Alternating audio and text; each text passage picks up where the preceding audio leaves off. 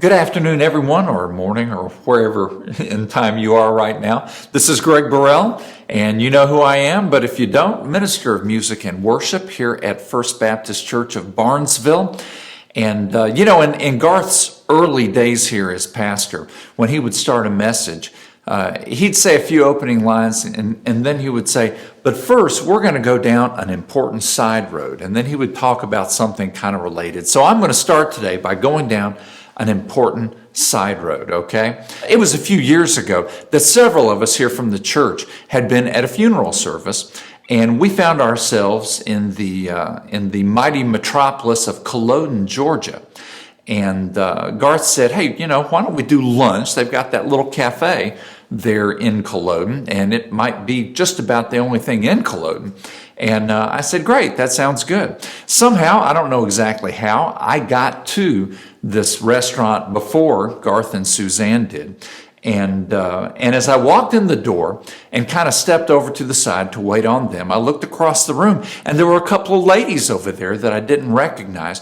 But as soon as they saw me, their faces lit up, their eyes got big and they smiled, and they looked at me like they knew who I was. So, I smiled, I kind of waved at them, I kind of wondered, I'm not real good with names and faces and that sort of thing. And I waited, to see if we would have an opportunity to chat for a second. In a few minutes, those ladies did come across the room. They were on their way out. They were going to pay their tab and so on. And I waited to see what they would say to me. And they walked over to me and they said, aren't you the one who walks his dog? And I was like, really? Well, yes, that would be me. Now, I know that a lot of you have seen me walk my dog around Barnesville. If you have seen Mr. Greg walk his dog, raise your hand, okay? Lots of you are at home raising your hands right now. And I know that you've seen me because usually you stop in your car, you stop, you roll down your window, and you all say the very same thing. You say, hey, are you walking the dog, or is the dog walking you? And I can tell, that you're just sure that that's the funniest thing I've heard all day. And let me tell you, I've heard it about 10,000 times. Your career in stand-up is over, so give that up. And next time you stop and say hey to Greg, think up something more original, please, for me. So this devotional begins with me walking my dog, okay? A couple of days ago, I was out walking my dog, and as I was approaching a corner, a couple of young ladies came around the corner from the other side, and they smiled, and they said, hey, how are you? And of course, I returned their greeting and so on. And they seemed like such sweet people that I found myself, as I walked on, I found myself just kind of praying for them. And, oh Lord, these girls, Lord, help them in life to meet their potential. Help them to make wise decisions. Help them, Lord, to have good lives, these kind of prayers. And then it struck me that everything I was praying for them was kind of temporal, and not eternal. And I found myself thinking about that, and that wasn't right. Of course, Jesus offers us something better. Let's read from the book of Revelation, chapter 3, verse 20, a scripture I bet you know. Here I am, says Jesus. Here I am. I stand at the door and knock. If anyone hears my voice and opens the door, I will come in and eat with him, and he with me. Is that beautiful or what? What an offer from Jesus. I've told y'all, I'm totally a fake when it comes to Greek. I don't know anything about Greek, but I've got the app. And so I looked up that what they translate as here I am. I've seen it, in other versions, behold, and so on. I wanted to see what that word meant.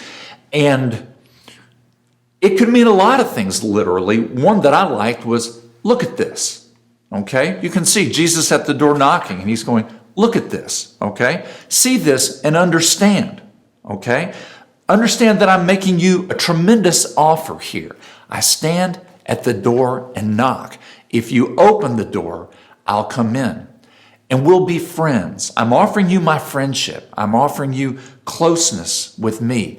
You can know me personally. That's a blessing that's good for this world and also good for the next world. Jason at church last Sunday used a G.K. Chesterton quote that I thought was wonderful.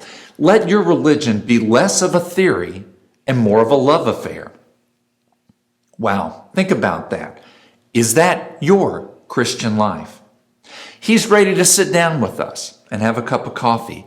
He's got time for you. Do we have time for him?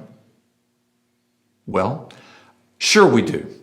The great preacher A.W. Tozer wrote, anything that stands between me and my Bible is my enemy.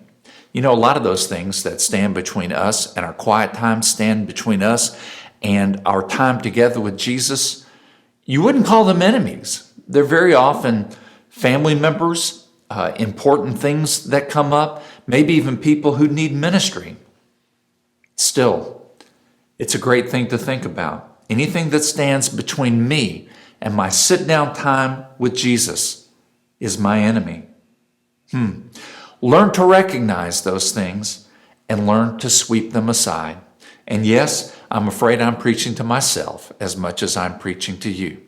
Brothers and sisters, our time with Jesus, another one of my favorite writers, Andrew Murray, said, it's a great day in your Christian life when you come to realize that the time you spend with the Lord that day is the most important thing you have to do.